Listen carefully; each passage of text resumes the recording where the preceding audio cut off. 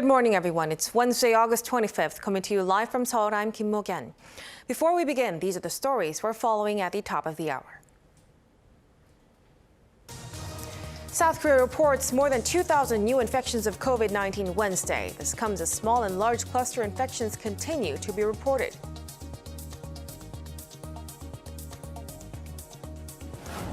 South Korean President Moon Jae-in will hold a summit in the coming hour with Colombian President Ivan Duque at the Blue House. The two leaders are expected to discuss ways to develop bilateral ties, cooperate in the post-pandemic era, and share views on global and regional issues. And amid continuing opposition from neighboring countries, Japanese local media reports say Japan has decided to push through with its plan to discharge nuclear wastewater just 1 kilometer off the coast by 2023.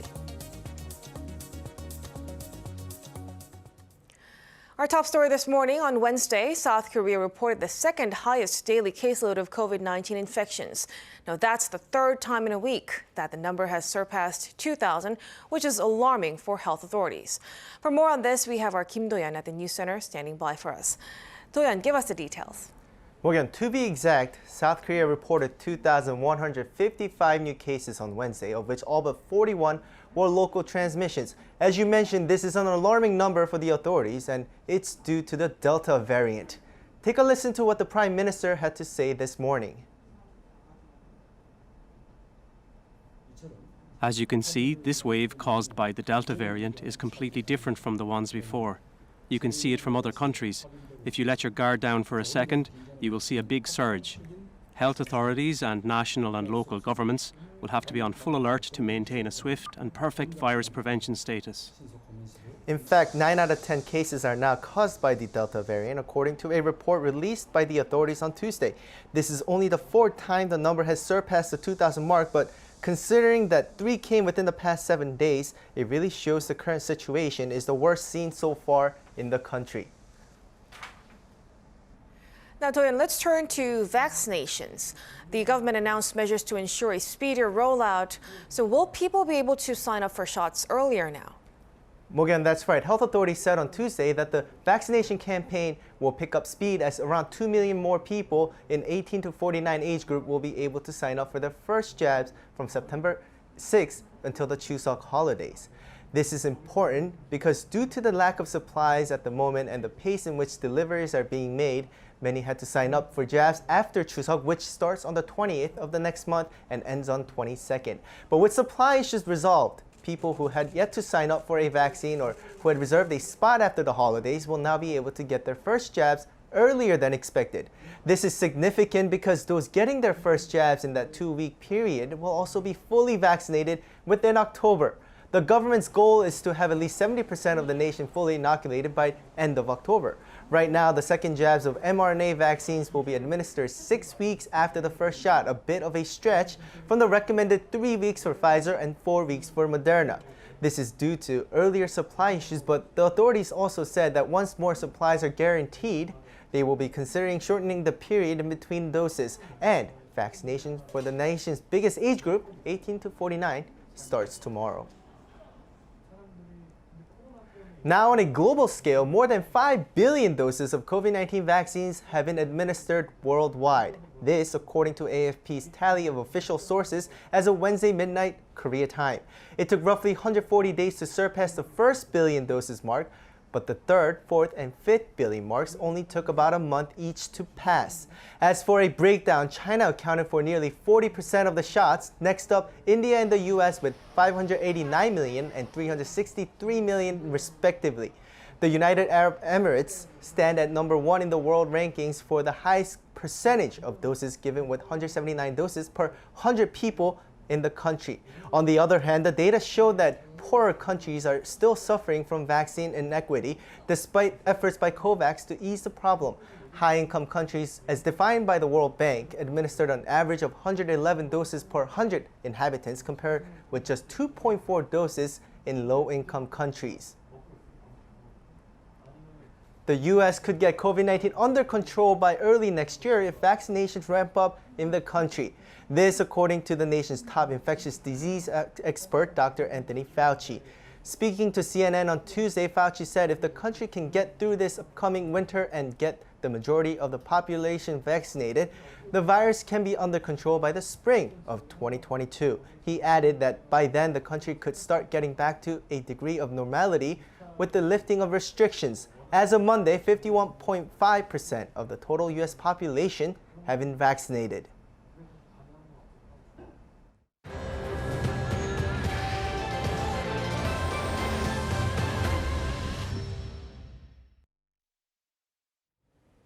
South Korean President Moon Jae-in will hold a summit shortly with Colombian President Iván Duque at the Blue House. They are expected to discuss ways to develop bilateral ties, cooperate in the post-pandemic era, and to share views on global and regional issues. They are also expected to foster partnerships in bio, agriculture, and eco-friendly infrastructure. President Moon will also ask for Colombia's continued support for the Korean peace process. The visit comes on the 10th anniversary since establishing a strategic partnership and 7 decades since Colombia helped in the Korean War. The Colombian president arrived in Seoul Tuesday for a 3-day state visit. This will be President Moon's first in-person summit with a leader from a Latin American country since the pandemic began. An official welcoming ceremony will take place prior to the summit. The U.S. State Department says the ultimate goal of Washington-Pyongyang relations is peace and prosperity on the Korean Peninsula. In its bilateral relations fact sheet released on Monday, the State Department explained that the U.S. is in close cooperation with its allies and partners to achieve that goal. In terms of aid from Washington to the regime, it said the U.S. had provided food and emergency support upon the North's request due to natural disasters in the past. It also added that American NGOs had actively helped Pyongyang in fighting infectious diseases and increasing agricultural productivity. Now to some upsetting news for environmental activists and neighboring countries who have expressed discontent over Japan's decision to release wastewater from the Fukushima Daiichi nuclear power plant. Local media is reporting that Japan will press ahead with plans to discharge the nuclear wastewater into the sea just 1 kilometer off the coast. Shin Yeun reports.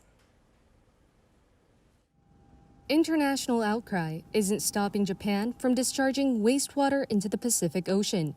Nikkei Asia on Wednesday reported that Tokyo Electric Power Company, the operator of the damaged Fukushima Daiichi nuclear power plant, will announce their decision to release treated wastewater into the ocean through an undersea tunnel just 1 kilometer off the coast.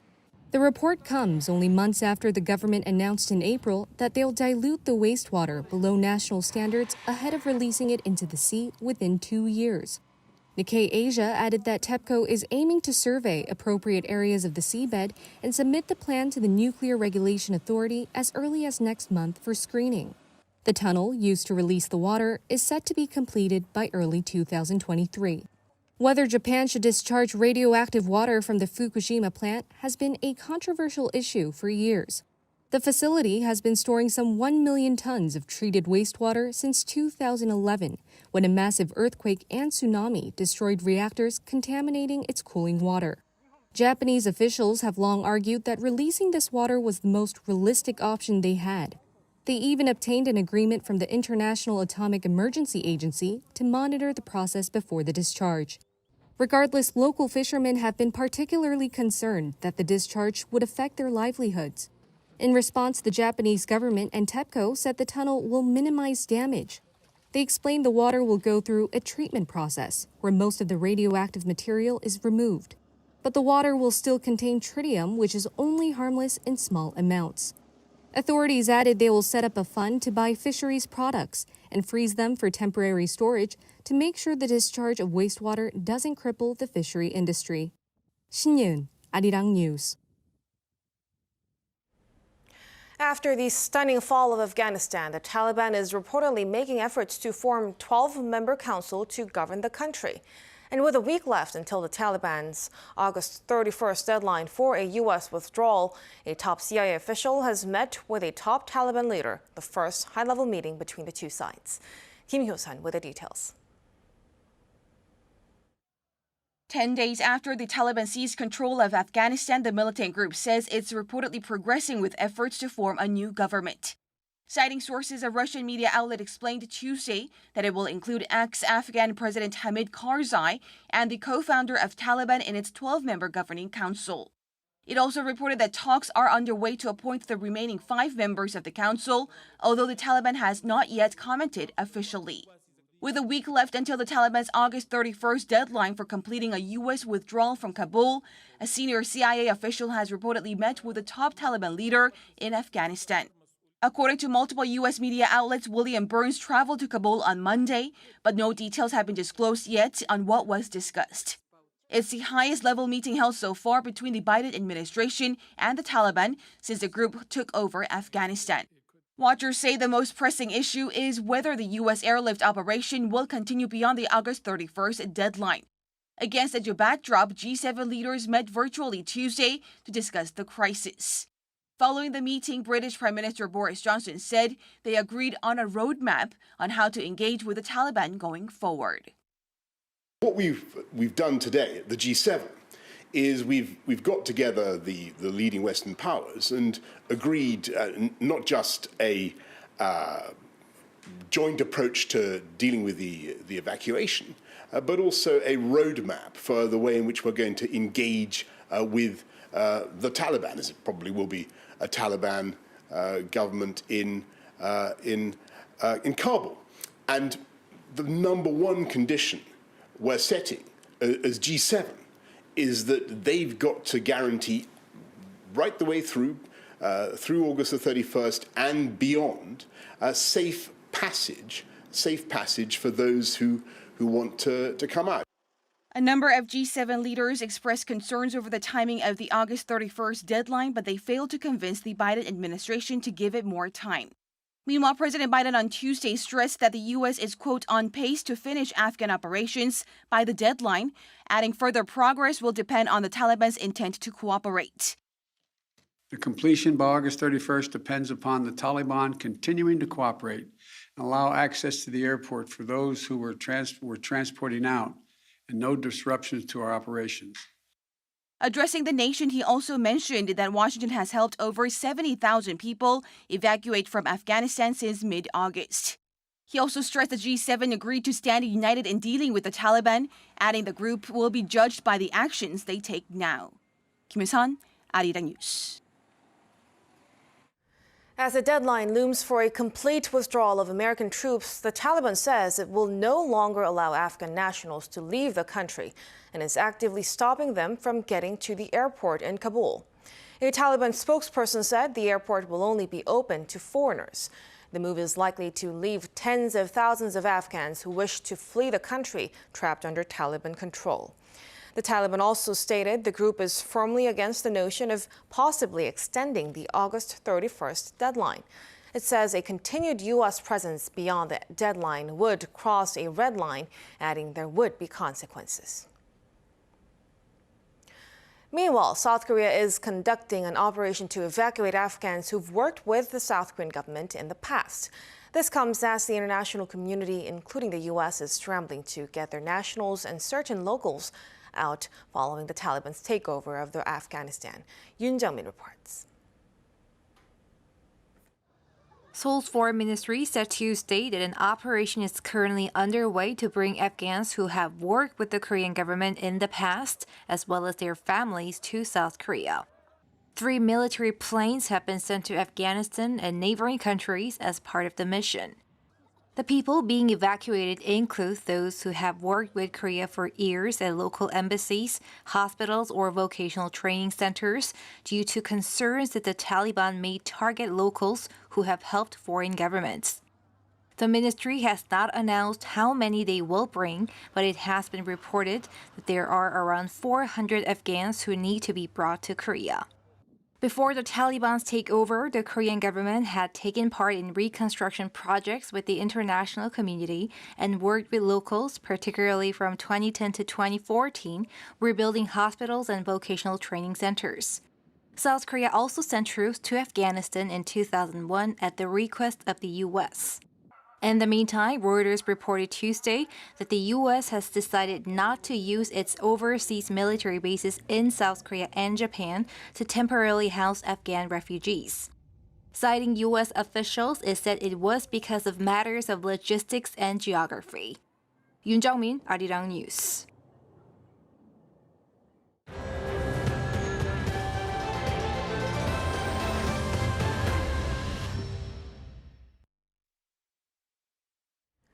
Consumers in South Korea are steadily feeling more pessimistic about the economy, but business sentiment among South Korean companies remained flat in August.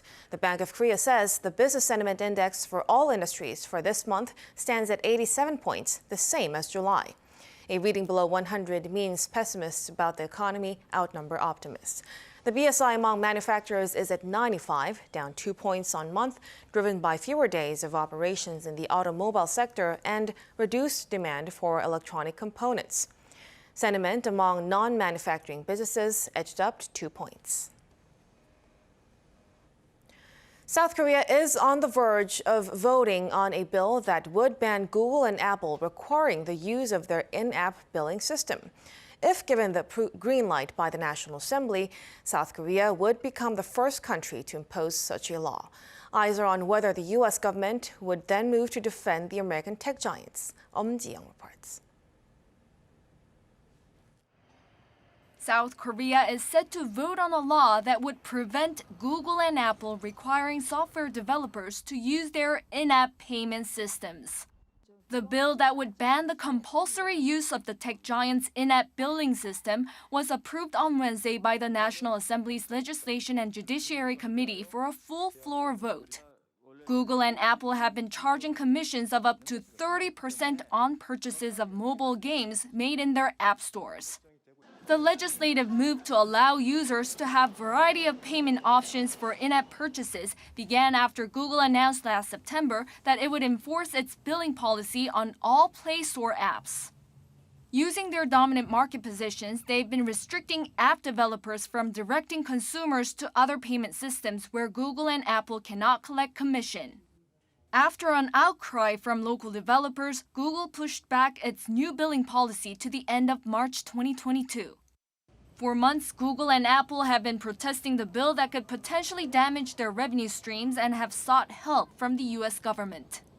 Many countries have been keeping tabs on the bill and how the White House might react, as it could have a major impact on the shape of the internet around the world. It has been a long-standing practice for U.S. administrations to defend American firms by opposing foreign laws that it thinks discriminates against them. But the bill coincides with President Biden's pledge to limit tech giants' corporate dominance and to crack down on high fees. If given the green light by the National Assembly, it would make South Korea the first country in the world to adopt a law that removes in-app restrictions set by Google and Apple. Ji-young, Arirang News. The Tokyo Paralympics kicked off its 13-day run on Tuesday evening with an opening ceremony. A record number of athletes from around the world will participate in the Games, competing more than 500 events across 22 sporting disciplines. Kim Bo-kyung has the story. The 2020 Paralympics got underway on Tuesday with the opening ceremony held at Tokyo Olympic Stadium.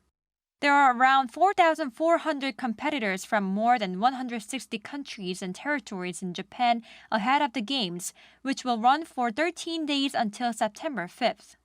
According to the International Paralympic Committee, the 2020 Paralympic Games welcomed the most athletes, exceeding Rio 2016, which had 4,328, as well as the biggest female participation at 1,853. The theme of the opening ceremony was We Have Wings, which delivered hopeful messages that we all have wings to overcome difficulties and suffering. The first team to enter the stadium was the refugee Paralympic team. South Korea were the 82nd team to enter. For South Korea, a total of 159 people have headed to the Games, including 86 athletes who will compete in 14 sports. But only around 40 people made up Korea's delegation for the opening ceremony due to the ongoing COVID-19 concerns in Tokyo. For Afghanistan, its flag was shown during the parade as a sign of solidarity and peace, even though Afghan athletes had to pull out due to flights being cancelled from that country. The Games will feature 539 medal events across 22 sports, And for the first time ever, Paralympic champions will be crowned in badminton and taekwondo, which will make their debuts in Tokyo. IPC President Andrew Parsons said that he believes the next 2 weeks will be filled with amazing sporting performances that will change the way people think about disability and that being different is a strength, not a weakness. 김보경, Arirang News.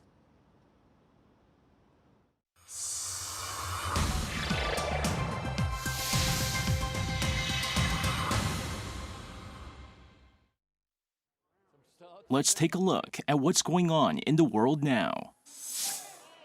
Rock and roll fans around the world are in mourning as the Rolling Stones drummer Charlie Watts passed away at the age of 80 on Tuesday. According to his spokesperson, Watts passed away peacefully in a London hospital surrounded by his family. As a member of one of the first British bands to successfully break into the American market in the 60s, Watts played alongside Mick Jagger, Keith Richards, Brian Jones, and Bill Wyman for nearly 60 years. Watts played drums on all of the group's 30 albums, breaking records with multi-million-dollar grossing global tours that continue till this day.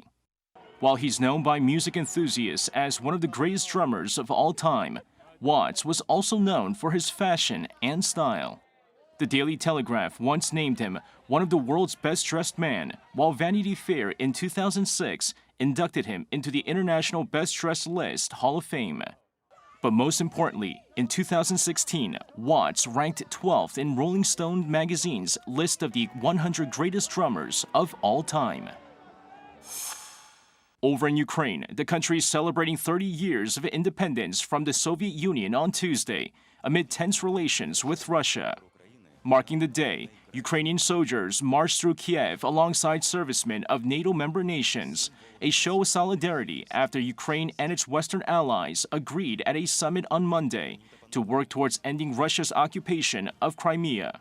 Also taking part in the celebration were leaders of Poland, Lithuania, as well as the French Prime Minister.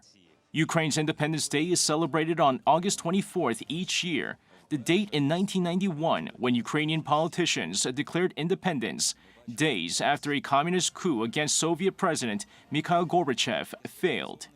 Later in December that year, more than 90% of Ukrainians approved the decision in a referendum ending Soviet rule. The day has also taken on more significance since 2014, following the annexation of the Crimean Peninsula by Russia. And finally, over in Vietnam, where U.S. Vice President Kamala Harris's trip to the country has been delayed temporarily due to what the U.S. Embassy in Hanoi said was an anomalous health incident there. Anomalous health incident is a phrase the U.S. government uses to classify mysterious brain injuries known as Havana syndrome. A spokesperson for Harris told reporters that the delay has nothing to do with the vice president's health. Harris was scheduled to travel from Singapore to Hanoi as part of a multi-day trip to Asia. 이승재, Arirang News. Afghans who worked with us.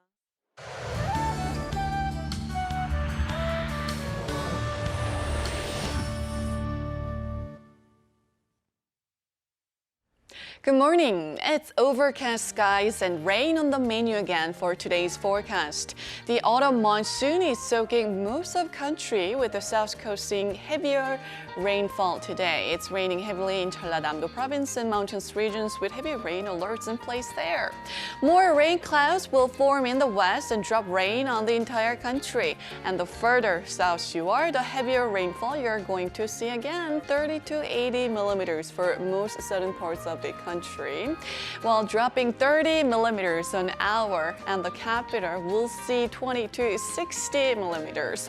However, the wet weather should let up by tonight. Afternoon readings will also be higher than yesterday, topping out in the upper 20s. In Seoul and Busan will go up to 28 degrees Celsius this afternoon. A stationary front will trigger more showers through to the middle of next week with on and off heavy rainfall. That's Korea for you, and here's a look at the weather conditions around the world.